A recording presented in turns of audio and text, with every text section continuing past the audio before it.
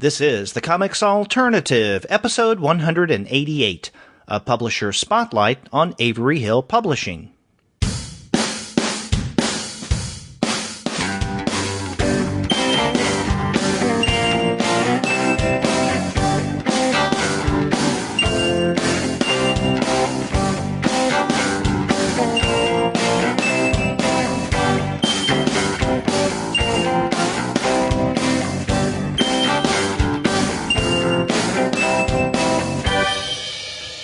Hello and welcome to another episode of the Comics Alternative. I'm Derek. And I'm Gwen, and we're two people with PhDs talking about comics. And on this week's episode, Gwen and I are going to do a publisher spotlight on Avery Hill Publishing. But before we get into that discussion, we want to let all of you guys know that this episode of the Comics Alternative is brought to you by the great folks at Discount Comic Book Service.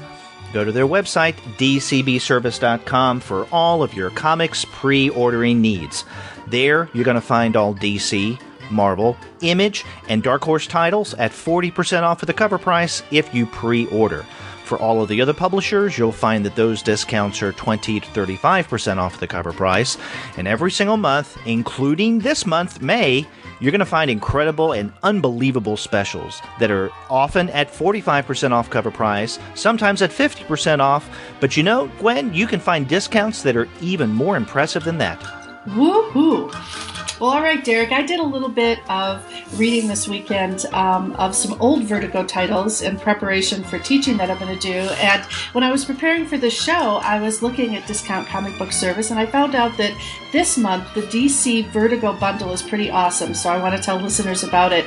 There are actually 10 issues of popular series, including the American Vampire Anthology, Clean Room, Art Ops, Red Thorn, and Astro City. And it's Astro City that I really want to highlight to our listeners because this is Astro City number 37, and it includes Alex Ross's cover that's a gorgeous portrait of David Bowie playing the guitar. It's just phenomenal. The entire bundle is $21.90, which is a full 50% off the retail price, but you're also getting this gorgeous portrait of David Bowie, and I know for a lot of us who are still sort of mourning his passing, it's sort of a nice artifact to have. In fact, it's frameable in my opinion, so just thought I would put that out there.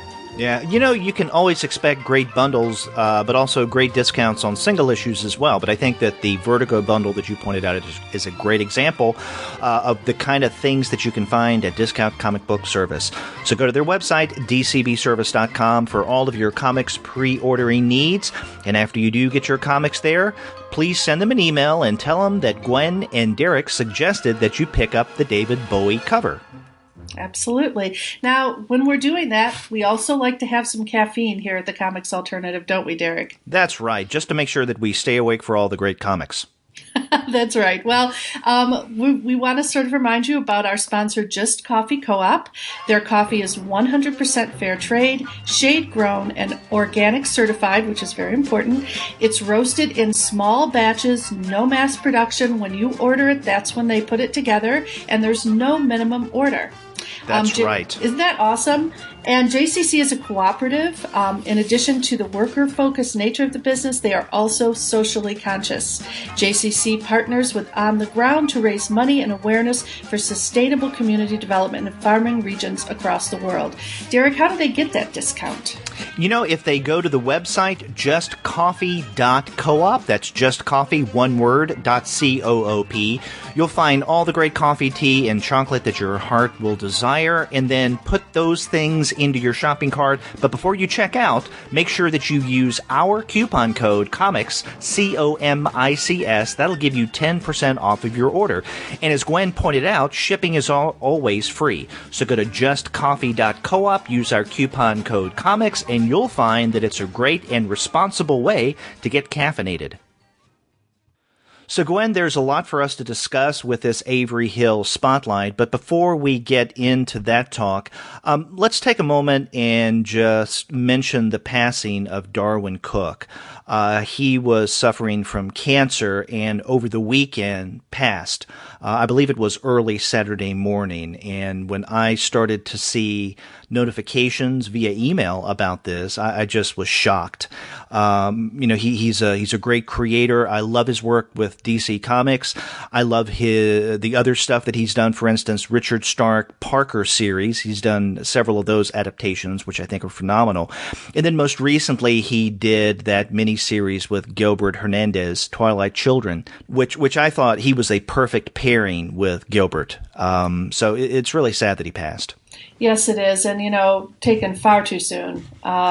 It's really depressing. The work he was doing with Hernandez, I really enjoyed following. And I'm just really sorry that he's gone. And I know a lot of my friends who work in the comics industry are just heartbroken. So.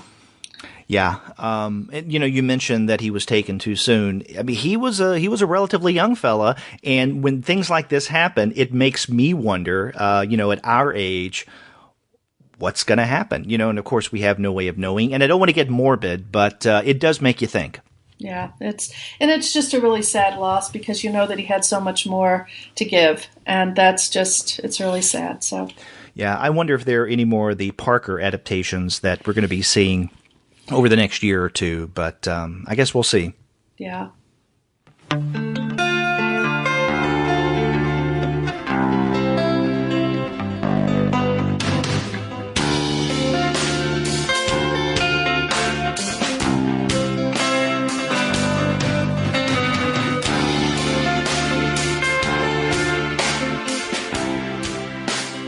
Well, on a more upbeat note, let's get to our discussion of Avery Hill. Again, we're doing a publisher spotlight, and we're specifically going to be looking at their spring releases. And they do have quite a number of titles. But before we get into a talk of the specific titles, I want to share with the listeners, Gwen, a brief conversation that I had with some of the people behind Avery Hill Publishing. Ricky Miller, Dave White, and Catriona Chapman. They were at TCAF over the weekend, but they took a few minutes to talk with me in a way that will introduce Avery Hill to our listeners. Great.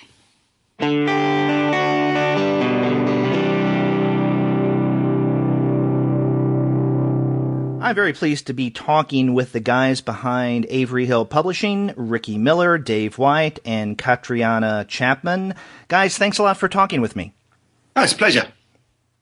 Derek. Hey, we've been wanting to do a publisher spotlight on Avery Hill for quite a while. And in fact, Kat, you and I have corresponded for almost exactly a year, ever since I did the interview with Tilly Walden in, I believe it was June of last year. And we've been tossing around this idea of a publisher spotlight. So I'm glad we're doing this, and I'm glad we're focusing on your spring releases. Now, as a way of setting up what Gwen and I will discuss on the episode, tell us a little bit about Avery Hill, its genesis, what you guys do, how you're making your mark, all of that. I'll go with how we started, Derek. It's I was thinking about this before we started talking and trying to work out the timeline. I think it's probably about 6 years ago when we started. I started putting together a zine called Tiny Dancing, and it was really just a way of collecting any work from me, Ricky, some of our friends. To just take it back another step, me and Ricky have known each other for something it's like 20 odd years. 27 years. 27 long years since we were at school together. So we've always been involved in kind of creative endeavours. We've been in a band and the usual kinds of stuff. So yeah, we started publishing a zine called Tiny Dancing, and in the first issue, in fact, I think that was the first appearance of Metroland. It was, yeah. Which is the comic Ricky writes. So there were some comic strips in there, and there was some illustration and some writing and some poetry. It was a real mix. And that first one, I remember I did I snuck into work on a weekend and used the photocopier and kind of put it together like that. And we did really enjoy and put out a few more issues. We started being able to get it into some shops, and people started buying it, which was a bit of a surprise. And people started getting in touch to contribute to it. In fact, one of the first people to get in touch to contribute was Tim Bird, who we still work with. And Tim won a British Comic Award last year for his comic Grey Area. So it started to develop, and it started to grow a bit of a life. And at a certain point, I think probably 4 years ago, I guess. Yeah, just over 4 years. We decided to split the comic content out into a comic-specific anthology called Reads. And that was really the first Avery Hill title, I think. And shortly after that, Tim Bird came to us with a full-length comic, which was the first issue of his series Grey Area, and we published that. And that was really a big step for us, because that was the first time we published a comic solely by one creator who wasn't part of, well, it wasn't either me or Ricky involved in some way, shape or form. And once you've got two titles, you kind of you can be a publisher. So we decided to give it a name, and that's how Avery Hill was born. And from there, it's just been kind of a bit of a snowball. We became aware of a lot of creators who were self-publishing, or people like Owen Pomeroy, whose book Between the Billboards we published last year.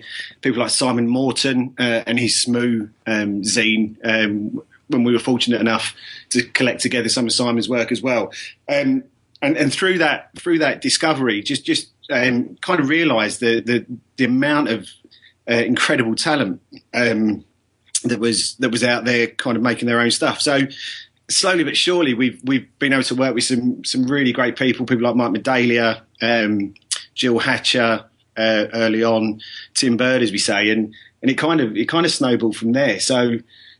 Yeah, it's from kind of fairly meek beginnings. It's really taken off. Yeah, I think it's probably worth just adding to that when we started, I don't think we had any loftier ambition than to have a shelf full of books and comics that wouldn't have existed without us being involved in some kind of way. We certainly didn't think that anything bigger would come of it than that, and then to go from that to one of our titles winning the British Comic Award last year, and now an ISO nomination for one of Tilly Walden's titles. It's quite shocking how that's gone, really. Yeah, it all seems to happen quite quickly, but as I say, it's probably over the last 3 or 4 years that it's really picked up pace. Now, I know over on this side of the Atlantic, I wasn't aware of Avery Hill until, I don't know, the first half of last year, when I learned about Tilly Walden and then started to look into you guys. And I asked myself, why haven't I heard of you before? Kat was kind enough to catch me up on some of the stuff that you guys were doing. And I think part of the reason I didn't know more is I didn't know how to get the comics. But over the past year now, you have reached a distribution agreement with Retrofit. Is that right? That's right. Yeah. We were kind of we'd vaguely looked into US distribution before, but every option that cropped up was just very expensive. And when you're starting out and you only got a few titles with limited print runs, when people are offering you deals where they take 65% and you have to ship it to them, it's kind of like, well, there's not a lot in that for us other than just getting a bit of traction and exposure. So we had to kind of think of something a bit different, really. So we started looking around, and we saw that the US has quite a different kind of setup for publishers there, where they have a lot of boutique publishers who seem to be doing stuff similar to us, and it seemed like a good idea to come to some kind of mutual arrangement with them, because we'd seen that a lot of their titles weren't really, not necessarily retrofits, but a lot of those different publishers, their titles weren't really penetrating into the UK shops that much. So we could offer them a way into the UK, and in return they could offer us a way into the US, where it was mutually beneficial and we weren't kind of destroying each other's profit margins. So it's like a way of cross-fertilization. Yeah, I think it's really important that everyone starts looking at the distribution models for, especially internationally, for companies our size, because just all the traditional ones are just impossible to really make any money out of. I mean, who wants to deal with Diamond and people like that? It's just it's not a good way of doing things anymore, unless you're a really big company. And the timing of that coincided with Kat joining us as well, which is just over a year ago now, and that came from an awareness that we needed to do more if we were going to keep growing and we were going to keep developing, and also to deliver what we want to do to our creators, which is get their work out as far and wide as possible. We needed to be able to put some more time, certainly into our marketing side and trying to get into other countries and so on. Yeah, especially when we brought Tilly on, because obviously she was the first American that we'd actually brought on board to do. We'd been very, very UK creator based before that. So as soon as you bring Tilly on, and she obviously wants to get her work into US shops, so it was either going to be that we'd have to solve that problem for her, or we'd have to let her kind of get the title also published by a US publisher. So it was obviously much more in our interest to be able to get that distribution going ourselves. Now, Kat, do you oversee all the publicity at Avery Hill? I do, yes, yeah. So yeah, I've just been working for just over a year now. Was to increase the press coverage and just get more people reading the books and aware of the creators that we're so kind of passionate about. Well, what is one of the biggest challenges in getting an audience beyond the UK and Europe? I think it really is just getting into those outlets. We were so aware that the States is such an important market, and it's obviously so much bigger as well than we've got in the UK and potentially into Europe as well. So it really was just opening up a different way of getting our books into those countries, which is why it was so important for us to get that hook up with Retrofit, and hopefully we're gonna be looking at some other potential options in the not too distant future. Just and to get people aware like yourself, Derek. As you say, you're probably not looking too deeply into kind of the smaller presses in the UK, just because there's so much great stuff in the States. So we needed to become a part of that and get our stuff out there. That was a big step for us, I think. Yeah, Kat's done a lot of good work in researching who all the good US people are to talk to, really, because. Just finding all the correct websites to go to, looking at all the podcasts and all that type of thing. So, and it was stuff that we would never have had time to do ourselves, and Kat's been great at sorting all that out. Yeah, well, she's definitely caught me up to snuff with what you guys do, and even introduced me to her own work, Catscene. So, thank you very much for that, Kat. That's all right. I want to talk a bit now about your spring releases, because you have a few books out and then two new issues in ongoing series. In terms of the latter, then you have, issue number 4 of the second volume of Reads that comes out this spring, and then issue number 3 of Metroland. And I think you had referenced Metroland earlier. Reads is your original publication, so this is the second volume, which began a couple of years ago. Probably is, yeah. We had intended to get it all out in 1 year, but just time and circumstances took over there. So Reads.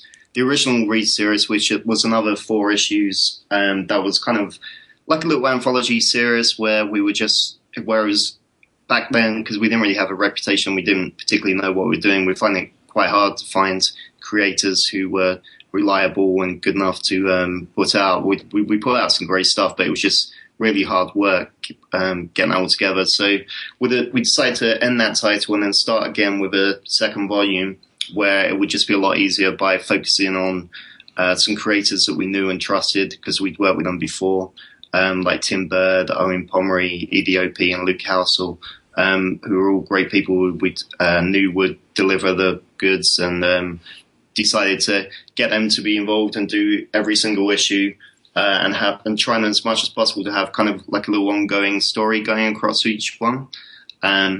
And on top of that, we got Eleni Calicotti to do the covers, which have really brought the whole thing together. And we're really proud of that. Yeah. And one of the things I've noticed in the 4 issues of this second volume of Reads is, you mentioned the serialized stories. We have 3 ongoing stories here. There's the Bullpen, the Megatherium Club, and then Ricky, your and Tim's Hitchcock and Film. And those run across all 4 of the issues. And then also in every issue you have comics from EDOP, as you mentioned. Are there any plans once you finish up these storylines of putting out separately the entire collection of, let's say, the Bullpen or Hitchcock and Film or the Megalitherium Club? I don't think we probably split them into physical titles. I think we're kind of thinking about maybe collecting them all together and putting it out through sequential as like one big volume or something like that. I don't see much benefit in just kind of collecting them up individually and just doing another physical comic. I think it'd have to be kind of a slightly more different way of approaching it. And that's something that's really important for us when we collect work. So a couple of our titles, and I mentioned them earlier, we collected some of Simon Morton's zines, Owen Pomeroy's self-published series Between the Billboards. Okay. And it's really important for us to not just, kind of repackage them in one volume and represent it, because you're not really adding anything new. So with Simon's, we added, Simon wrote an essay about his approach to his work and some unseen strips as well that he'd never published. Owen did a very similar thing around, Owen's background is as an architect, an architectural illustrator. So if we're going to collect things, we really want to do something new with them, and I think that's probably what we're going to do with that volume of Reads. Not straight away, because obviously the work's only just out there, but I think we'll probably do something with that in the not too distant. Okay. Well, do you think that when you're finished up with the serialization of Metroland that you'll put that out as one volume, or will you let it stand as single individual issues? I think I'd definitely like to collect that at some point. I kind of almost regret doing them as individual issues in the first place, because it is quite hard, because you end up spending so much time printing and publishing them that a lot of the work's involved in that side of things. So sometimes it's actually just easier just to do it as one longer book, and then you don't have to go through all the kind of extra publishing hassle. And I think, I'd quite like to put it out as one book, and then it won't be, issue 5 won't be the end of the story anyway. So after that, it'll probably be kind of like 60-page bigger comics, I would say, to finish it off. And then some of the other titles you have for this season: Rachel Smith's Artificial Flowers, Matthew Swan's Parsley Girl Carrots, and then yet another book from Tilly Walden, A City Inside. So Tilly just can't stop producing work. So we tried to stop her, but we can't. We're terrified to check our email just in case she's done another graphic novel. I did leave her alone for the last couple of hours in a hotel room, so there probably will be something coming out of that, I would imagine. So she's there at TCAF with you guys? She is, yeah. She's going to be on that table, and Rachel's here as well. She's got her own table with Adam Cabwell, who's also a comic creator from the UK. So it's great to have those guys over. Yeah, in fact, we didn't mention this at the very beginning of our conversation, that you guys are currently over here in North America attending TCAF. Yeah, we are. We're so excited to be here. It's a show we've looked on enviously at for quite a few years now, and we have applied before and weren't fortunate enough to get in. But we've spent a couple of days looking around the city and getting to know it, and we're into the show tomorrow. It's exciting. You've got some great stuff this spring. What do we have to expect in the months to come, maybe for your fall catalog? So there will be the conclusion of Metroland at some stage. I think Ricky's looking concerned at me saying that, but if I say it enough, he'll have to do it. Yeah. Tilly is working on another title for us, which we can't probably say too much about at the moment, apart from the word space. I'd guess in a science fiction sense rather than a kind of proximity. But it's a longer one this time, it's a science fiction one, and that will be coming out at the Lakes basically, which is in October, Yeah, it's I don't know if you know about the Lakes, Derek. It's a fairly new show in the UK. That's in the Lake District, which is a wonderful part of our countryside. And we go up there in October for it's across a weekend. And Tilly's joining us for that as well, I think, isn't she? Yeah. The Lakes kind of actually joins up with TCAF. They had like a twinning thing going on where a lot of people from TCAF came out to the Lakes last year, including Darwin Cook, who with very sad loans is not very well at the moment. And in return, the Lakes send some creators out here as well. So that it's quite good symmetry with that. And there will be a couple of other books. We're just talking to some creators at the moment to finalise the details of those. So and no doubt something will sneak into the schedule as well. There's normally one book that surprises us, kind of comes out of nowhere, and we can't turn it down. So we're unfortunately we've got a bit of a reputation for that. But there'll be a lot of exciting stuff in the fall. And I know you're easy enough to find online. If our listeners want to go to averyhillpublishing.com, they can find your site. And there's also, rather prominently at the top, along your menu, a place for interested artists to submit their work. Do you actively solicit work? Do you take a lot of things that just come to you cold? We don't. And there's two kind of reasons for it, I think. Firstly, when people submit, it's normally finished work, and we've got to schedule our titles, kind of 12 to 18, in some circumstances, 24 months in advance. And most creators don't want to wait that long to see their work out there. So when people come with finished projects, even if we're kind of interested in them, the time frames that we can offer probably won't work.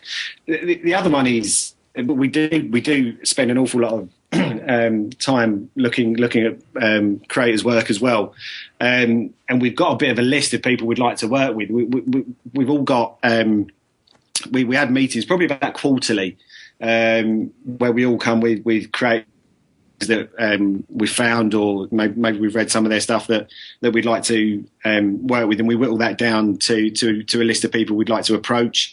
We've also got a bit of a secretive list of established creators that we'd love to work with, that hopefully we can start ticking off. So really it's the process of having to schedule stuff in advance, knowing creators we'd love to work with as well, and put those two together. It's actually really tough for us to put something together that could work for someone who submits a full project. So we do it, and because I think it would be pretty tough not to. But it's not often something we take forward, unfortunately. Well, as I mentioned, you have a lot of good stuff coming out this spring, and Gwen and I are going to have a fun time talking about those titles.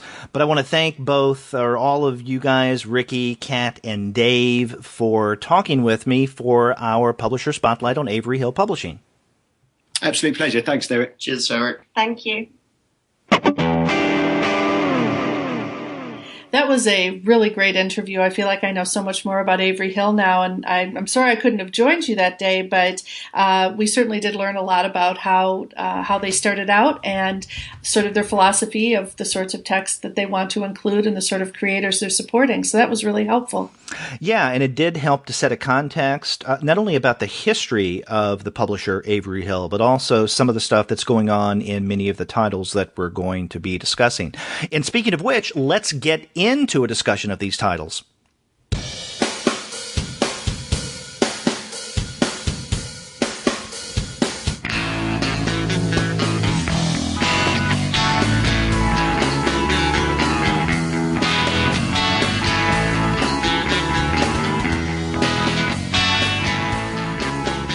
So we're going to begin with two ongoing series, or at least the latest issue in two ongoing series. One is an anthology called Reads, and the other is a series called Metroland. And for spring of this year, we have the fourth issue of Reads, which is in its second volume now, that's recently come out. And then with Metroland, issue number 3 came out this spring. But, Gwen, you and I can talk about Reads as an anthology and Metroland as a whole, because the good people at Avery Hill were kind enough to send us all the issues of Reed's second volume and all the issues so far of Metroland. Right. So we've had a chance to read through them, and I think that's actually pretty helpful. Yes. And understand it because these are ongoing stories. So now, one of the things that defines the second volume of Reed's, and as we heard in my interview with Ricky, Kat, and Dave, there was a previous volume of Reed's that ran for 4 issues. But in this current volume, each issue is made up of 4 segments. One is an ongoing story. And, I will say that it's a really nice compendium. If you're interested in reading an issue that has some very, very different styles and very different storylines, I think Reed's is for you because they really have done a good job of bringing together comics creators who are interested in, very different sorts of subject matter. And so it was a lot of fun to read through these. Yes, it was. Now, the 4 sections that make up each issue of Reed so far is The Bullpen, and this is by Luke James Housel and Tim Bird. The Megatherium Club by Owen D. Pomeroy. Hitchcock in Film by Ricky Miller and Tim Bird. And then various shorter strips by a creator named Edie O.P. And I like the way that Edie O.P. writes her name because it's one word, capital E, D-I-E, capital O, capital P. So the Edie O.P. segments of each issue of Reed's vary. So unlike the others, this is not an ongoing storyline. Although there are a lot of things that connect stylistically, especially, and also in terms of tone and theme, EDOP stories among the various issues of Reed's. Yeah, I have to tell you, I have a sort of warm place by heart for Owen Pomeroy's The Megatherium Club. I don't know if you are super familiar with the Bone Wars, which were the sort of 19th century race to try to understand the sort of scientific background of dinosaurs, how they were actually arranged as a species, that sort of thing. And there was this big sort of race to discovery between two gentlemen. One with the wonderful, these are great 19th century names, by the way, Othniel Charles March, and then the other guy is Edward Drinker Cope. I mean, it's awesome. And Andy and I had reviewed M.K. Reed and Joe Flood's Dinosaurs, their science comic for young readers that's just been put out by First Second, and about half of that text deals with the Bone Wars. So it was really exciting to see this because this is focused on sort of part of the underlying conflict in the Bone Wars was that basically Marsh was a trained scientist and Cope had very little formal education, and actually the guys who started the Smithsonian had very little formal education as well, yet they were serious scientists. Cope far outpublished Marsh early in their careers in terms of sort of, taking his findings and really trying to put them into what was at that time just the best knowledge base for science in terms of these issues. And so it's really sort of interesting. This comic is beautifully drawn. It's in sepia tone for the most part. It definitely has the flavor of it's like historical fiction, but with a contemporary sort of style or flair to it. And it's one of those great comics that just allows you to understand how, we look back at these conflicts that took place, 100 years ago or more, and we think how different these folks were to us. But then when you really start to read the history and read the letters and the correspondence, it turns out that they're not that different from us at all. And this comic really underscores that. So of the 4 that I was reading, this one had resonance for me. I'm glad that we started with this one because I have to say, in terms of sheer enjoyability of reading something and just laughing out loud, having a good time doing it, this has to be one of my favorites in this current volume of Reed's. I did not know much of anything about the Legatherium Club and the Bone Wars that you referenced just now, but when I started to read this series, then I went and started to read a little bit of history about this. And so I'm really impressed at what Palmery has done in taking the actual history surrounding this group of individuals and taking the actual individuals. I mean, everybody who appears in this story has a real world historical counterpart. Now, were they exactly the way that Palmery represents them? Probably not. But one of the things that Palmery does is he takes the history as a context and then he goes from there, right? So he's not necessarily wedded to historical accuracy or biographical accuracy, as far as I can tell, but he just has a really good time telling the story about the various members of the Legatherium Club, especially when it comes to the competition between March and Copley. And the various adventures that these guys get into among the 4 installments that we have across these 4 issues of Reads are just a lot of fun. And, Copley and his group of Smithsonian non-scientists, I guess, if those who aren't trained formally, are rather ridiculous in a variety of ways, but not ridiculous in the way that we don't like them. I want to read more of the Legatherium Club and what Palmery has done, because it again, laughing out loud type of funny. Well, and also, I love the way he has contemporary phrases and slang coming out of the mouths of people who are drawn. Oh, exactly. Very proper 19th century people, especially the women, because honestly, Derek, you and I both studied, among other things, 19th century American literature and culture when we were in grad school. And you know how, basically the most shocking thing a woman could say was, "Oh, get me the smelling salts," or, "Oh, heavens to Betsy," or whatever. Well... Let's just say that Palmery has the women in his comics be just a little bit more salty and amusing. So I actually really like that part of it. Oh, exactly. And I'm looking at the story segment in the first issue of Reed's second volume, where they're trying to figure out, where Copley and his friends are trying to figure out what to do with Marsh in order to squelch him as the competition. And one of the guys named Hayden, his response is, "Let's F him up." And Copley says, "Hayden, if I have to tell you one more time," and that's one of the things that Hayden continues to say. It's like, well, how do we get back at him? Let's F him up. I know, it's just really funny. So, it's interesting too, because I have to say that for child readers, Reed and Flood's Dinosaurs is awesome. It picks up a lot of this, actually, because one of the things that they point out is these guys really came to dislike each other, and then different sort of scientists fell into one camp or the other, and it was really quite a big deal back then. And it's just amusing, because this is sort of like that, but at the next level. At the end of 4, there's an exhibition that's quite shocking, and there's a woman and her son who are looking at it, and they're saying, things that I can't repeat on the air probably, but it's just so amusing to see them going like, it's basically, WTF, and, yeah. but it's just very funny. So yeah. I really enjoyed it. And it made me want to read more of the actual historical account of this now, because, this sort of rendered it in a really funny way, but I'd like to know more. So yeah. Well, the Legatherium Club is not the only storyline in Reed's that has historical basis.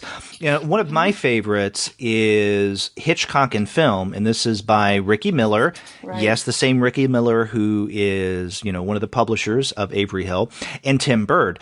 And, Gwen, this reminded me a little bit of a book that came out last year from Edward Ross, Filmish, A Graphic Journey Through Film. I believe that was a Self-Made Hero title, if I'm not mistaken. And it's something that you could pick up and learn about what went on in terms of film history. And even though Hitchcock in Film is, primarily about as you would guess, Hitchcock. It does give you a little bit, or quite a bit, about film history as well, because we get to see Hitchcock as a young boy growing up in a culture where film was starting to catch on. First in terms of silent, then later on, I think the most in issue 4 we have the talkies, and or maybe it's issue 3 that we have the talkies, and then with issue 4 we have Hitchcock. Kind of at the height of him as a filmmaker in terms of his successes with films like North by Northwest and Vertigo, and Psycho. So, if you want to learn about Hitchcock and his relationship to film, I think that this storyline in the Reads anthology is also very useful, very much like the book that I mentioned a second ago, Filmish. Yeah, and also really interesting to sort of look at the way that Hitchcock responded to the industry and its increased corporatization. So it deals with not just the history of film, but of the way that art is impacted by sort of economics. So I thought it was quite well done and very well drawn too. I really liked the rendering of Hitchcock and his family and that sort of thing. It was quite well done. Well, speaking of the art in Hitchcock and film, the same artist also did The Bullpen, and this is another historically linked narrative. It is a loose retelling of the history of Marvel Comics, especially during, I guess, the 1960s, when they really took off as a publisher. But what Luke, James, Housel, and Tim Bird don't do is to use the actual names of, let's say, Stan Lee, Jack Kirby, Steve Ditko, but what they do is they create characters that, for all practical purposes, are stand-ins. So the Stan Lee character in The Bullpen is, interestingly enough, named Jack. And then the character who is based on Jack Kirby is someone called Bill. And we get to see the beginnings of this comic book publisher wanting to start putting out more superhero fare, and Jack convincing Bill, which doesn't take much convincing because Bill, who's the Jack Kirby stand-in here, really does want to do this kind of stuff. So they create something called the Nucleus, which is a family. And they use the word nucleus because it has something to do with the nuclear family. It links also with the Cold War that's going on at the time. And obviously this is a reference to the Fantastic Four, as a family. So what Housel and Bird are doing is they're telling the story of Marvel without directly telling the story of Marvel. And the picture that is being painted of Stan Lee through the character of Jack, not very attractive. They aren't giving him any leeway, I think. He comes across as, which kind of surprised me, because I thought that maybe they would be a little more judicious in their representation of Stan Lee, and they let him have it. And I have no problem with that, because I have my own problems with Stan Lee. But I guess I'm just a little surprised that they would deal with the character arrangements in this way. What did you think? Yeah, and, I have to say that I don't know as much about this history as you do, because, this isn't my specialty. But I thought that in a way, it felt like Mad Men, too. There was just this there's just this way in which the characters' home lives and their work lives are very complicated. And so I was kind of surprised, especially in the 4th issue with, I don't want to spoil it for readers, but it's a lot of the contractual stuff that goes on that ends up leaving some people out in the cold. And it not only shows how that works on those particular comics creators, but what it does in their family lives, what it means for them, how one piece of paper, one contract, even whether it's fair or not, can completely turn people's lives upside down. So I thought it was actually very dramatic, and I really enjoyed it. Yeah. And another thing I really like about the story Bullpen is that in this first issue of Reads, where we begin the story, The Bullpen, they make reference to Sean Howe's Marvel Comics, The Untold Story, which is a really good book in terms of an introductory history to Marvel Comics, or what eventually became Marvel Comics, how we know Marvel today. And so they reference this. They say, if you like this story, then you may want to read Howe's Marvel Comics, The Untold Story. Right. Now, what did you think of the various selections from EDOP? Well, I have to say that the one in number 4, it kind of, after we had just been talking about the Panther in a previous show, Breck Devin's Panther, it was sort of interesting to read this one here, The Nighttime Ice Cream Man, late at night when you should be sleeping, where the roads are quiet and the birds stop cheeping, as the clock creeps closer to midnight time and the distant sounds faint jingle of chimes. And it's sort of like this, it's a children's poem, but it's also about late night terrors that kids have. And I love the watercolors. I really love the drawing.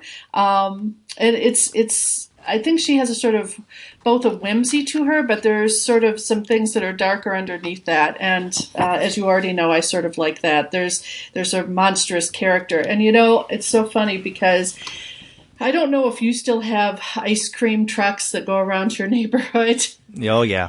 We do. And I've always, even as a little kid, I was sort of, well, probably because my parents told me to be careful on the streets. That was back when kids could run out and be free all day and not have to check in.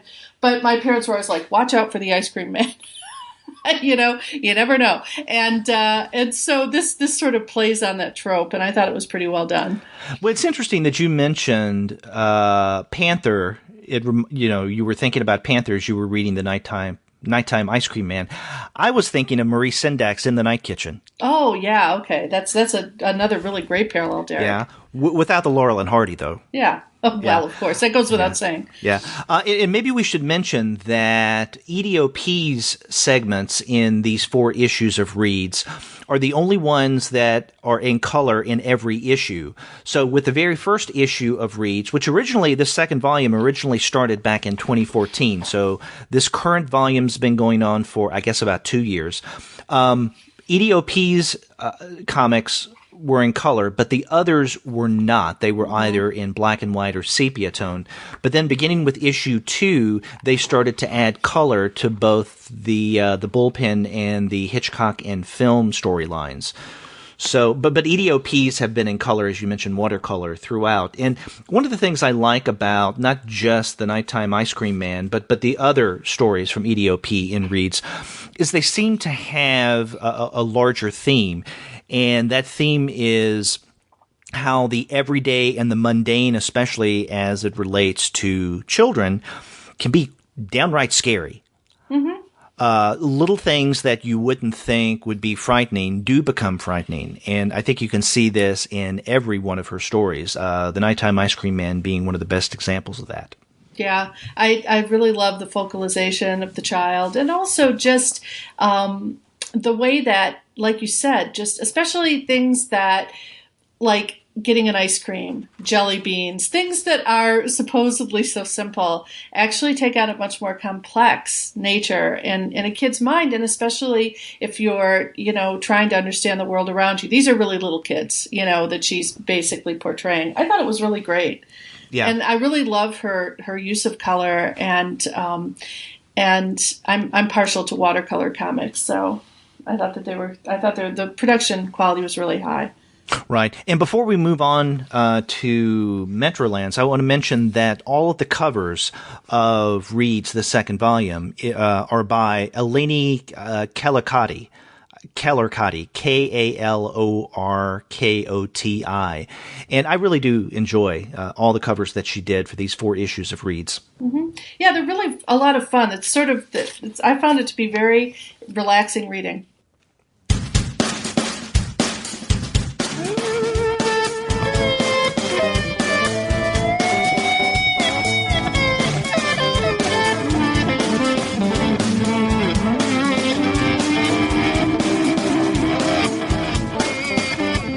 Now, the fourth issue of Reads is the one that came out this spring.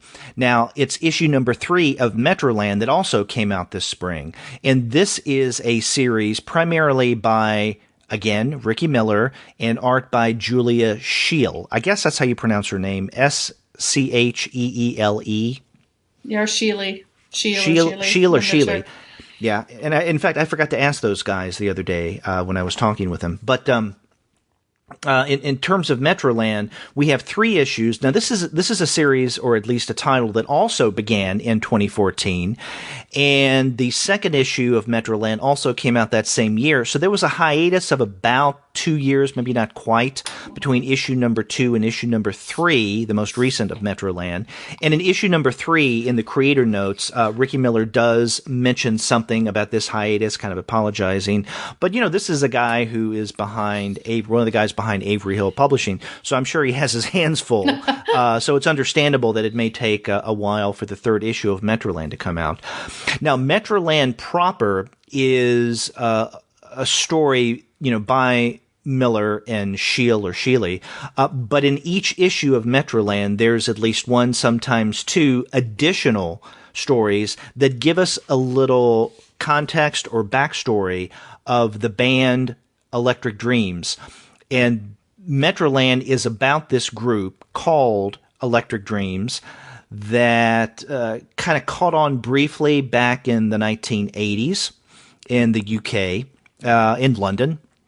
But in Metroland, the primary characters, members of the band, are Ricky Stardust and Jessica Hill. Now, there are other members of this band that we get to see, and they're roadies as well. But Ricky Stardust and Jessica Hill are the 2 characters whose relationship and then the mystery surrounding that seem to propel the narrative forward. Yeah, it's a milieu that I'm really familiar with because I actually moved to England when I was 20 years old, and with one of my best friends, and shout out to Suzanne.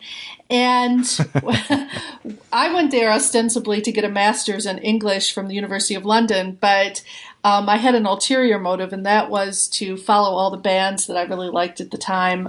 This was sort of the height of both new wave, new romanticism, but also sort of the tail end of punk and the beginning of people who are now household names like Madonna. And so it was a very sort of vibrant music scene. Plus there was ska, just all sorts of different kinds of music styles that were going on. And I spent most of my time in London going to concerts. So I really understand. I think this is a really pretty faithful evocation of the British music scene, especially the London music scene. And it was a lot of fun to sort of read that just from that perspective.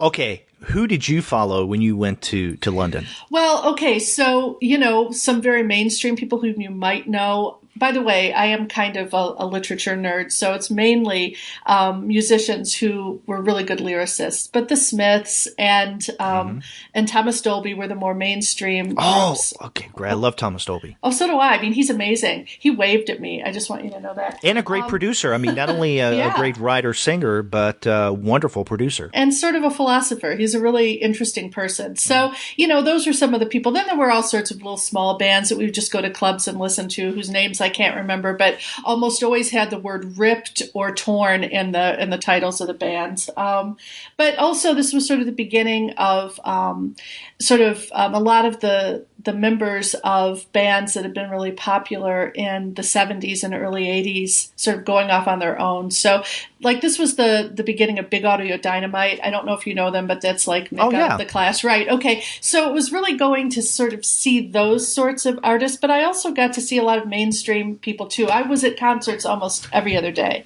And so it was just a lot of fun. Wow. Didn't know this about you, Gwen. Yes, it's true. And then I came back and started working for a management consulting firm called Bain & Company in the U.S., and the rest is history.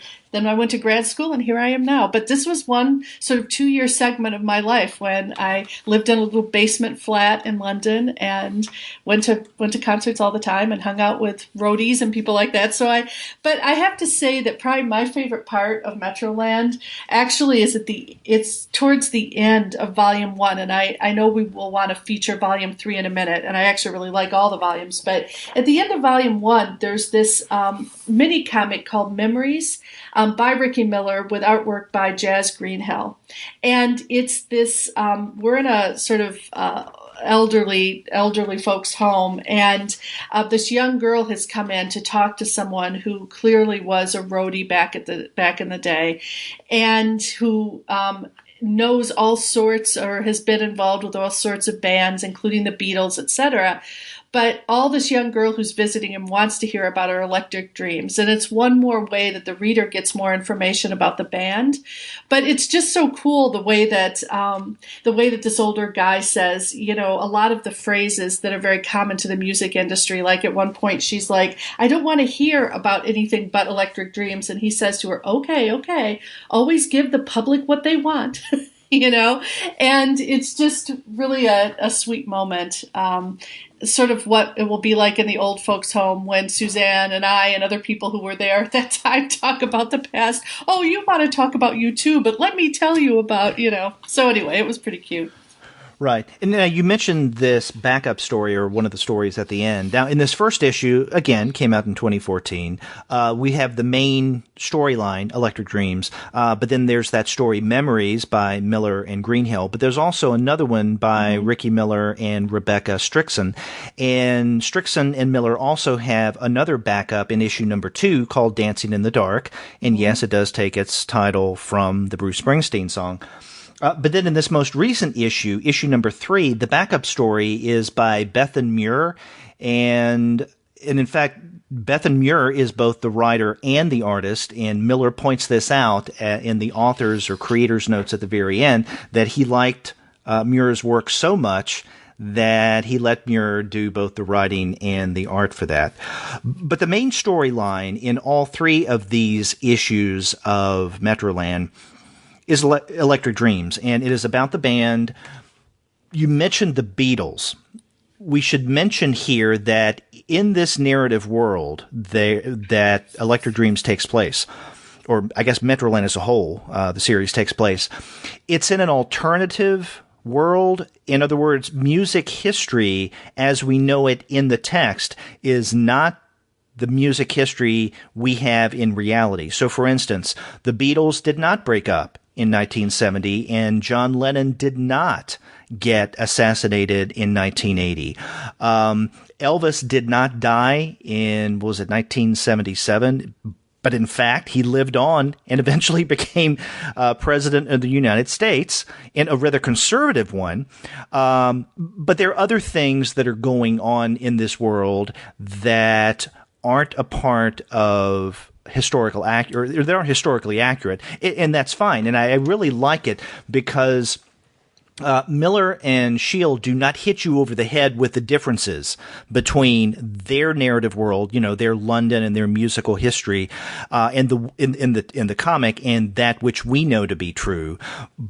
But there are little mentions here or there throughout these segments that make you wonder. And in fact, the first time I encountered, you know, like John Lennon didn't die, or he wasn't assassinated or killed, I had to do a double take. It's like, well, did I just read this correctly? Mm-hmm. There are little things like that throughout. And I think in this third issue, isn't there a reference to David Bowie?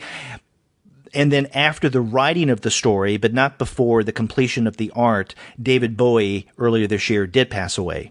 Right. And which is rather sad. It is. And, you know, maybe we should also talk a little bit about the style, because it's, if you really love rock and roll fashion, this is a really great series because, in fact, there's a lot of discussion among the characters of whether or not what they're wearing is appropriate or cool. So it's sort of cool. There's the primary color tones are a magenta and sort of a sky blue.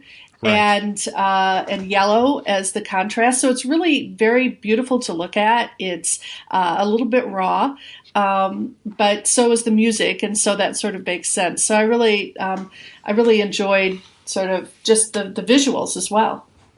Yeah. Now, you know, I mentioned earlier that the 2 characters that really drive this story, Electric Dreams in Metroland, are Ricky Stardust and Jessica Hill. And we learn in these first 3 issues of Metroland that Electric Dream Dreams was a band before Jessica Hill, but it was the addition of Jessica Hill into the band that eventually made it a success. But the problem with Jessica is that she's a little unpredictable. People don't know what to make of her. And she has this unique relationship with Ricky Stardust to where both she and Ricky will disappear for sometimes days on end. And the other band members do not know why this is. And so that's starting to cause more drama within the band, as if a band needs, fuel for drama among, the various egos. But other members of the band, like Kathy, are wondering what's going on with Jessica and Ricky and aren't too thrilled with Jessica. Now, with the backstories, not the main storyline, Electric Dreams, but with the backstories, the smaller bits that we have in each of these three issues, we get a little more historical context. You pointed out that one story, Memories, takes place more at a future time. So we do know that Electric Dreams is no longer around, and they were a hit for a brief and shining moment, and then after that, not so much.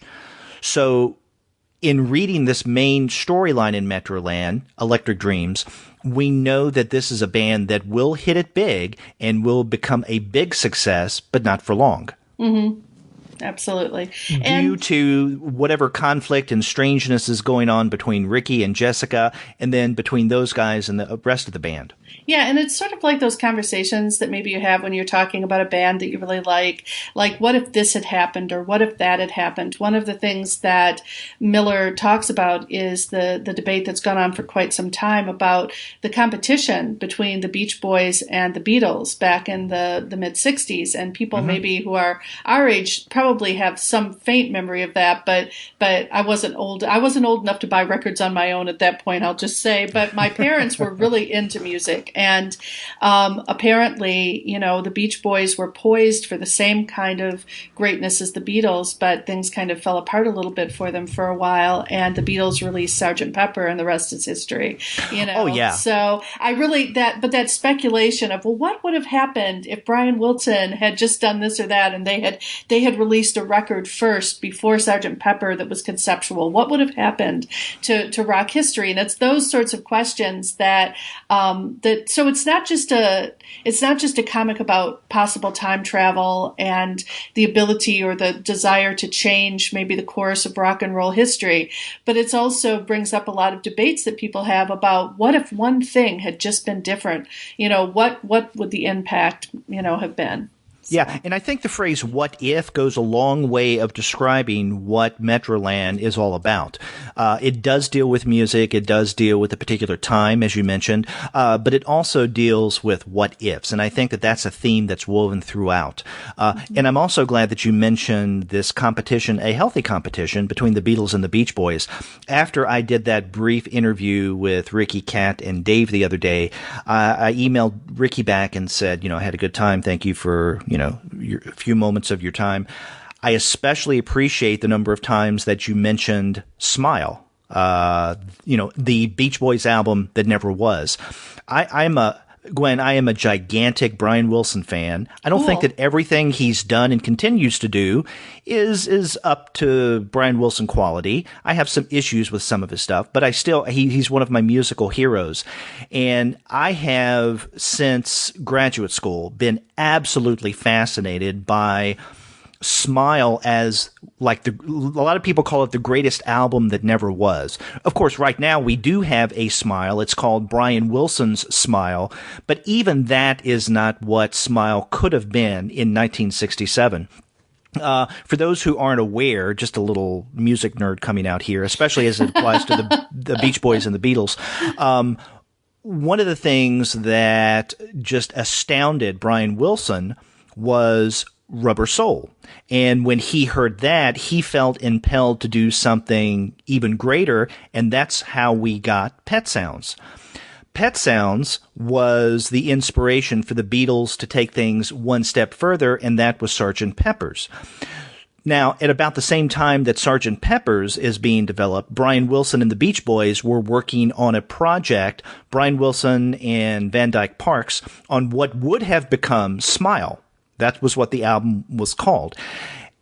It never happened for a variety of reasons. I don't want to go into detail here. But up until Brian Wilson's Smile from 2004, I believe it was, there were many, many different bootlegs about, bootlegs on the sessions of Smile, and that people putting the Smile album together from historical information and what it might have sounded like.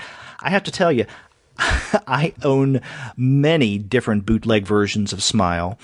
And, I love most of them. Of course, now we have, I guess, what people could consider the definitive Smile, which is what Brian Wilson did several years ago. Again, I've gone off on a tangent, but it's this whole idea of what if that really does drive Metroland. Well, I have learned something about you that I did not know. Rock on, my friend. That was awesome. And the things we're learning about each other on this episode have to do with music.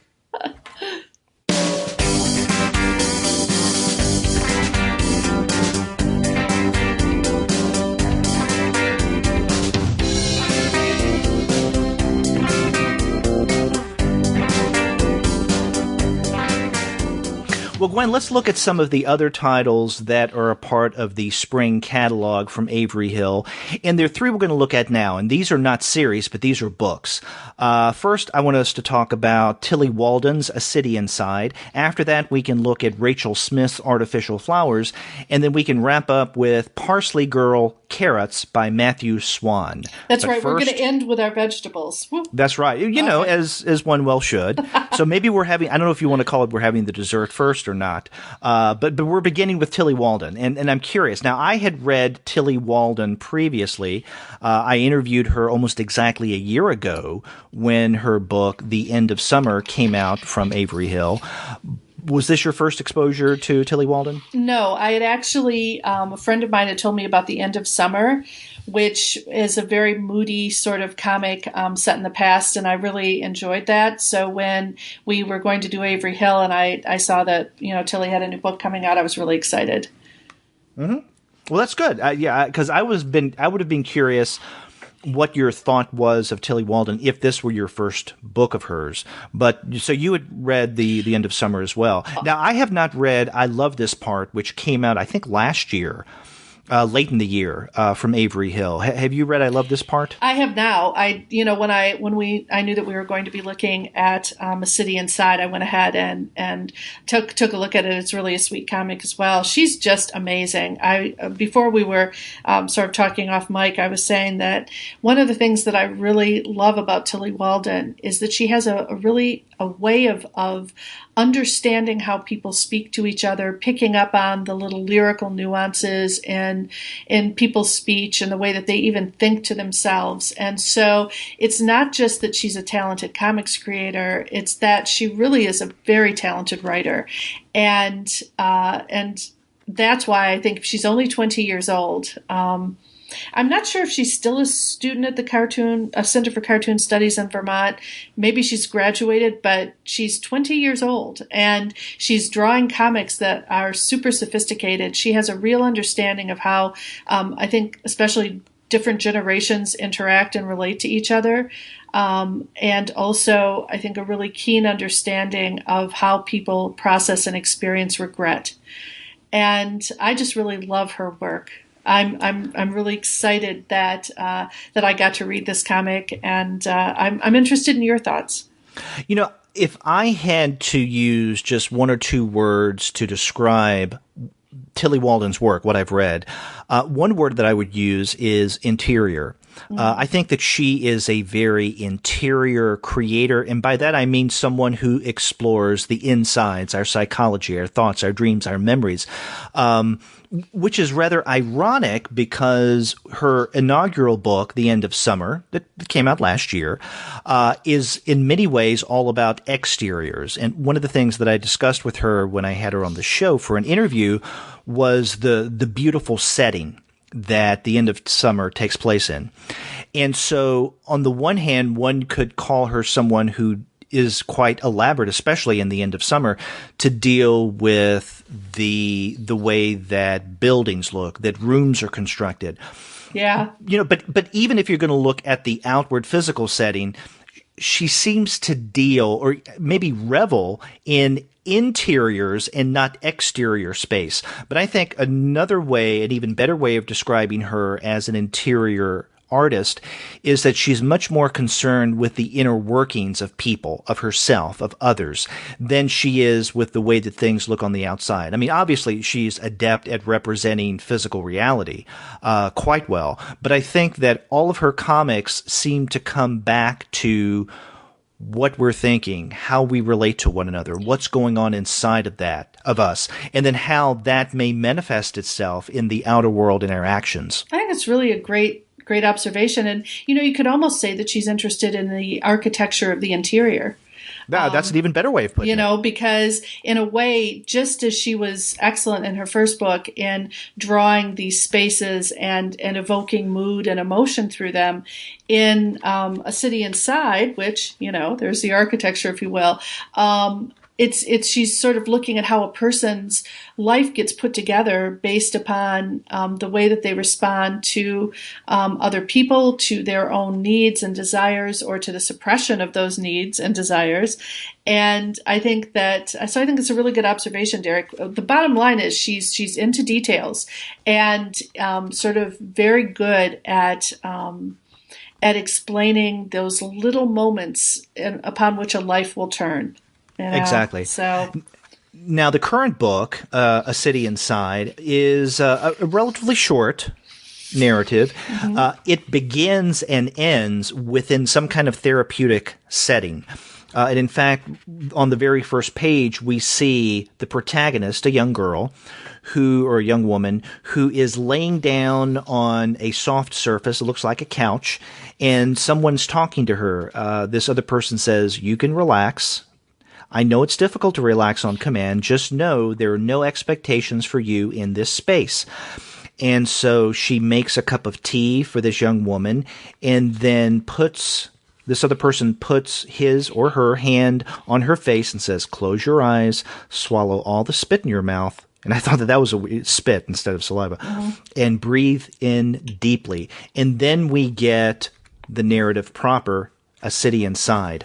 And then it ends when this young woman is coming out of her relaxation session and exits the room, goes into the waiting room to see a friend or a companion of hers. Now, what happens while she's relaxing is the interior of A City Inside, underscoring inside. It begins, she's thinking back to her past. You grew up in the South. You and your father lived in a large, aging house. It was lonely, but despite that, you were happy. And so we get a little glimpse into the history of this young woman, I guess, for all practical purposes, up until where she is right now. Now, these remembrances, these thoughts are definitely not realistic in nature. They're quite fantastical. And in fact, at one point, she revels in floating above the world in this almost like planet-shaped contraption where she travels the sky. It looks really interesting. Mm-hmm. And she travels and observes with her cat, Nancy. So, yeah, cats are important in Tilly Walden's life. But this journey inside, when she's trying to figure herself out or get a sense of where she is at this moment during this therapy session, is all about how she grew up, who she is, who she had relationships with, and all of that. And, there's not a lot that happens if you're looking for action-packed adventure in A City Inside, but that's not the kind of writer that Tilly Walden is. Again, she's an interior kind of creator that all the action takes place inside. And I think the way that you put it, interior architecture is great. Well, just to underscore her writing, because you had started off, it's very difficult to pull off second person point of view, in my opinion, in any form, whether it's text only or comics. But I think she does it very well. And there's a line relatively early on where she's still talking about her upbringing, and she says, or she writes, "You grew up in the same way the weeds did around the sides of the garden, thin and unkempt, bunching together to find a form."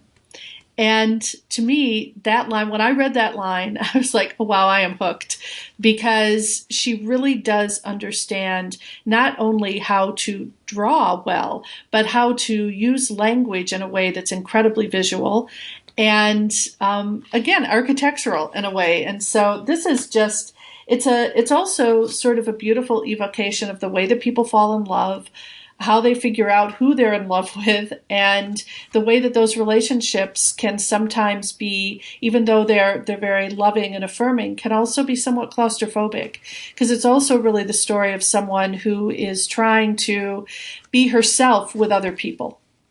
Right. And so it's a very compact, it's actually quite a short comic. It's not paginated, Derek, but I'm thinking it's probably no more than 50 or 60 pages. Right. It's a very narrow volume, but it's one of those texts where I think with her work, a little goes a long way. She is really good at saying something in a very sort of economic, efficient way, but it just opens up your mind to so many different ideas.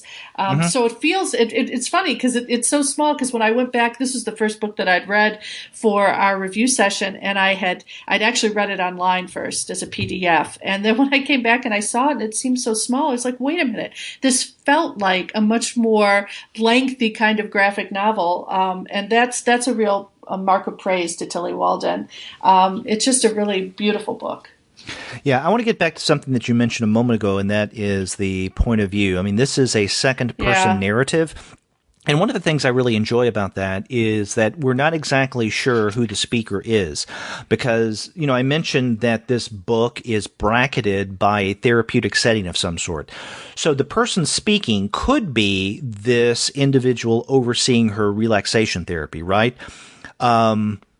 Addressing this young woman as you do this, you think this, you remember that.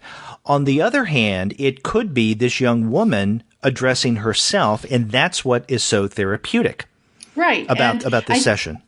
Yeah, and I think both interpretations are absolutely viable. And also, honestly, if she's also writing for, at least part of her intended audience is meant to be young women around her age, perhaps they're starting to have an understanding of their sexual orientation, etc. This book is very comforting in that it's written that way, because it almost basically says, okay, look, you may feel that you're an outlier, you may feel that you're different, but actually there are others who feel the way you do, and that second person point of view sort of draws that particular reader in, I think. Right. And the word comforting, I think, brings us back to the narrative frame of this story, and that is this therapeutic relaxation session. So, I mean, it's okay to explore this stuff in a safe environment like this. In fact, it's in environments like this that you're better apt to get a sense of who you are and where you are at a particular point in your life. Mm-hmm. And, it's one thing when you're a person who's in middle age and you're looking back at your youth. It's much more difficult when you're a young person to imagine what you might grow into. And in a way, this comic asks readers to think about that, to think about the decisions that they're making, what those might mean, and not in a negative way or, in a way that's meant to quell self-exploration, but rather just simply to think about what might happen based on the set of decisions that you make. Right. Now, I want, before we leave Walden's A City Inside, I want to mention that this is one of the very few creators published by Avery Hill that is a citizen of the United States. Mm-hmm. And it just strikes me as fascinating that not many people know about Tillie Walden. And I think part of the reason, I even talked with, Ricky, Kat, and Dave about this, part of the reason is the fact that many Avery Hill books haven't gotten much attention in the States. I think that that's going to change, or at least I hope it'll change quite significantly now that Retrofit is distributing their books. And so we're going to be more apt to get them. Mm-hmm. But our listeners, if you're not familiar with Tillie Walden, and Gwen and I have already mentioned The End of Summer, and I love this part, but you will probably be hearing about her even more in the future, because slotted for 2007 is a book of Tillie's from First Second. And right now the title is Spinning. Now that title could change according to Tillie Walden's website. But so she's been doing everything that I'm aware of that she's published. If it's not online, then if it's in hard copy, it's through Avery Hill. But this book, Spinning, working title, is going to be coming out next year from First Second. So we can expect to hear quite a bit more from Tillie Walden. Yeah, and I'm really looking forward to that. Talk about not knowing about someone's past as well. The idea that she had been a competitive skater, I didn't know about that. So this should really be an interesting memoir. Which is what Spinning, is going to be partly about.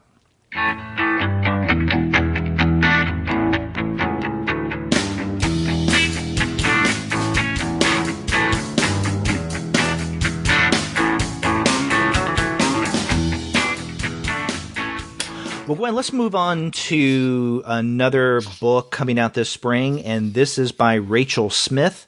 It's called Artificial Flowers. Now let me ask you, have you read any of Rachel Smith's work previously? No, I hadn't, although I noticed on her website she's had a couple of very successful comics prior to this. Yeah, and I know that another Avery Hill book of hers that came out last year, The Rabbit, I remember when that was released because I get emails now from Avery Hill Publishing, but I haven't read that one. She's done other books as well, House Party in 2014 by Great Beast Comics, and also from last year, Blue Bottle Mystery from Jessica Kingsley Publishing. But this is the first book that I've read of Smith's. She also has a webcomic called Bess, which I took a quick look at, but didn't have a chance to read in its entirety. But for our U.S. listeners, if you want to get a sense for her work as well, you can certainly avail yourself of that. But I really very much enjoyed Artificial Flowers.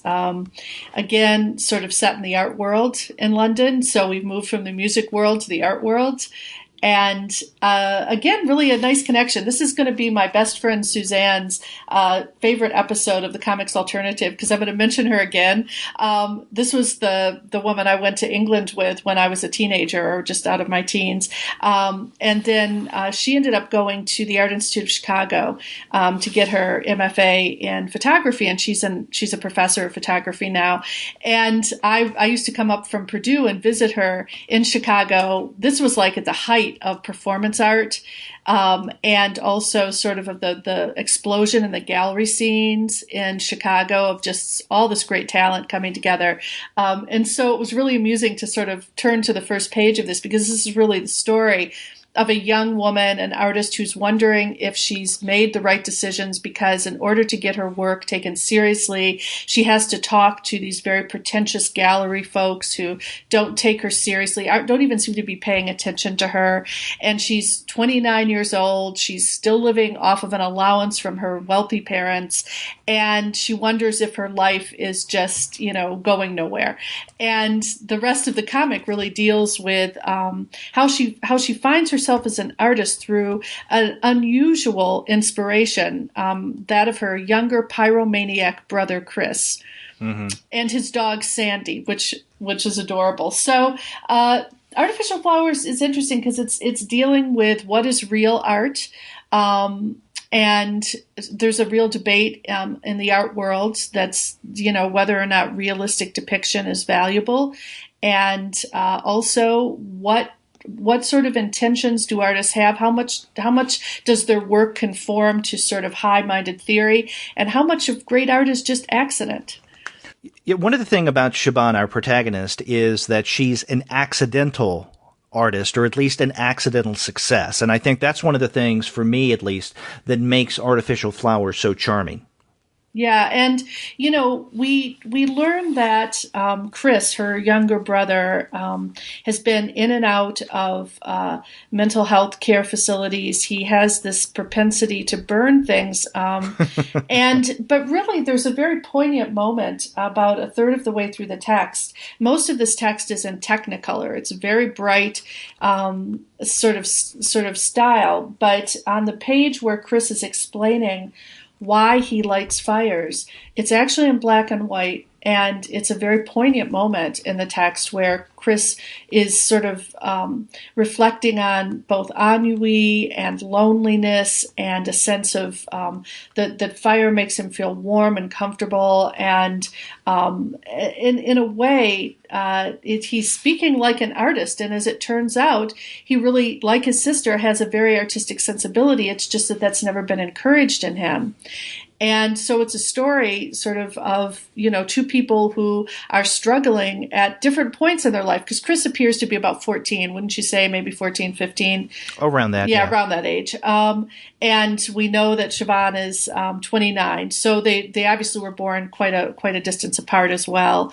More like two only children, right, than very close siblings. But it's really quite a poignant story, but it's also a funny story, and it definitely interrogates the art scene in London in some really amusing ways. Right. I like the premise. I like where the story goes. I used the word, I believe, a moment ago, charming, and I think that goes a long way of describing my feeling for Artificial Flowers. In terms of the style, I mentioned that I haven't read any Rachel Smith previous to this, but when I picked up Artificial Flowers, I couldn't help but feel that I had read her before because of the art. I don't think I have, but there's something about her art style that reminds me of maybe some of the webcomics that I read every now and again. And I think you and I were talking off mic about the fact that her style reminds us of other artists who may create for maybe younger readers. Mm-hmm. Yeah, like Raina Telgemeier and others. Right. But that's why it was so interesting when actually what's fascinating is the only departure for that is the artwork itself. In other words, the sort of level of reality in the text where you're looking at the artist's art. It does depart from that, but otherwise you're right. It has that very almost, it's not clear line at all, but it's like you said, it sort of has that feel of a webcomic. Right, kind of a simple, almost iconic, and I don't mean that in negative ways. It's not a highly detailed art in terms of its texture or even its use of color. But there's something really clean and satisfying about Smith's art in Artificial Flowers. I like that. Mm-hmm, me too. And like I said, it's also, if you're interested in the art scene, it does have it. I think especially if you're an artist, there's a lot in here that you'll be nodding your head at. It's like, yeah, that's how it is.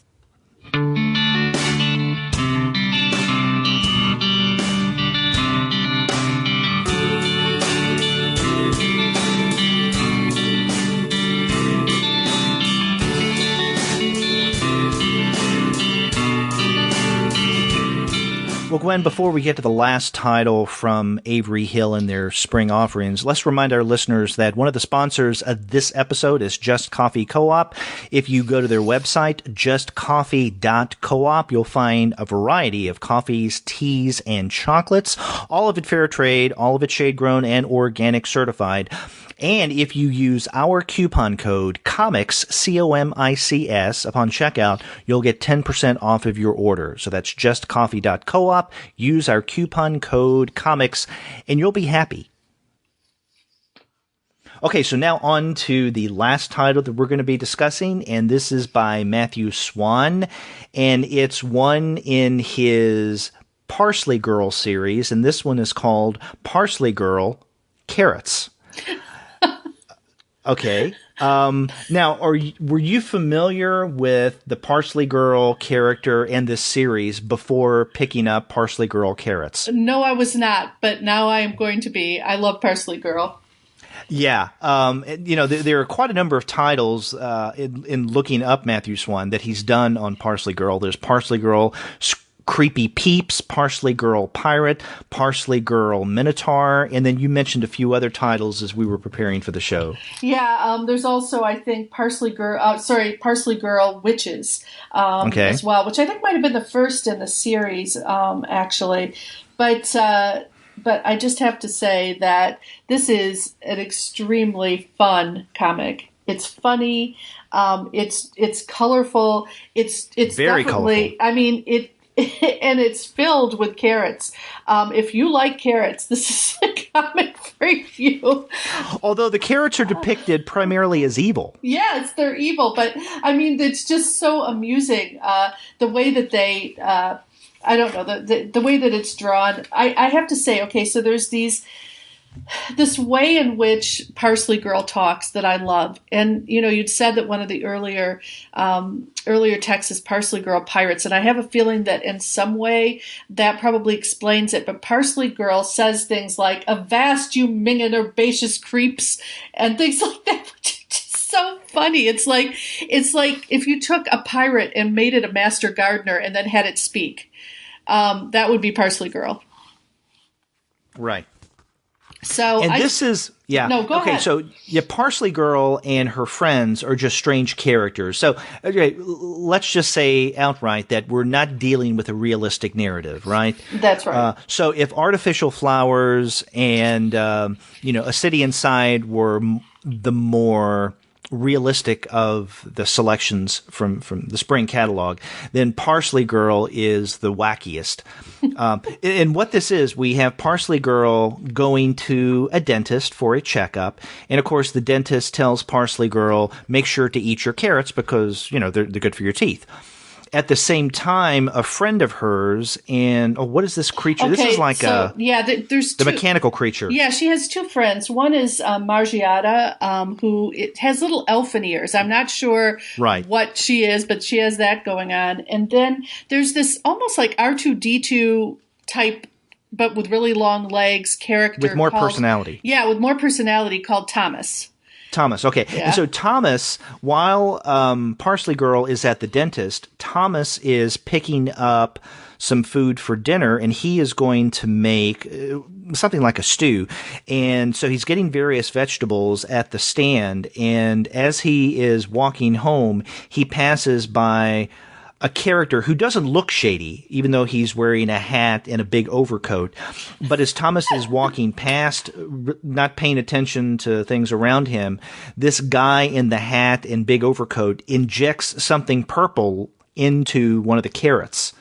And then when Thomas gets home and starts preparing dinner, apparently what this overcoated guy injected into the carrot causes the carrots to not only turn this concoction that he's cooking, but it creates carrots that go awry. Yes, they become carrot men with very long noses. You just do with that what you want to, Derek. I know what I did with it. And they have these green leafy hairdos, and they are intent upon engulfing everybody. So it's sort of like if the zombie apocalypse were carrots, that's what we'd be having here. Right. Okay, your reference to the length of the carrots' noses and your comments about them just wanting to take over and engulf everything. Are you reading Parsley Girl Carrots as a gendered text in some ways? I don't know. I just know that when I see a nose that looks like that, I just don't know what much else to say. So I guess you could say that the carrots are masculine. Certainly Parsley Girl is a girl, and she does end up, being a superhero in this one. So, I guess you could look at it that way. I'm looking at it more as just being goofy as all get out, and I love it. It is goofy. But goofy in a good way. Yeah, really good way. Like I said, just I've noticed some other touches to Parsley Girl's outfit that also look like piratey things. Like she has a skull and crossbones on her little gloves and everything. So I know that probably there's a backstory that we're missing about that would explain why she talks like a pirate, but as Parsley. But in the end, she does prevail, and it's quite amusing, actually. Okay, well, you mentioned the possibility of the backstory filling in some of these gaps. Now, let me ask you this. Did you feel, because, this is the first and only Parsley Girl narrative that you and I have read. Right. Did you feel in reading Parsley Girl Carrots that you were missing a lot by not having read the previous Parsley Girl books? Not at all. I found it to be funny, and I could follow it perfectly from start to finish. I'm just saying that probably if we had read the earlier ones, maybe some of the casual references that people make to things would make more sense. But no, you could just pick this title up on its own, read it, and completely enjoy it. Right. Because I felt at times that there were things that I was missing by not being familiar with the earlier Parsley Girl books. But I don't think that that was a liability for Parsley Girl Carrots. In other words, I think that people who don't even know who Matthew Swan is, who've never heard of Parsley Girl, could pick up Parsley Girl Carrots and really enjoy it, get a lot out of it. If they knew some of the earlier Parsley Girl narratives, probably get a little more out of it. I would assume, again, not having read any of those earlier books. But I did feel that, some information about Parsley Girl herself, in terms of her speech and the way that she dresses, as you've mentioned, or even her relationship with these friends in the book. Yeah, it would be nice to know a little bit more backstory. But again, it doesn't matter. Parsley Girl Carrots is nonetheless fun. It's a lot of fun. It's one of those comics that I'd like to see come to life in animation. This would be perfect for something like Nickelodeon or the Cartoon Network. Yeah, and it is one of those comics where there's an incredible amount of action on every single spread. But it's easy to follow, and it's amusing, and there's a way in which Swan creates this sense that these friends know each other really well, know each other's ways really well. They almost have these sorts of all these inside jokes, and so it's a very fun environment anyway. And then you inject all this nuttiness like crazy dentists and goo and and portals into other dimensions or whatever, and it's really a lot of fun. It really is.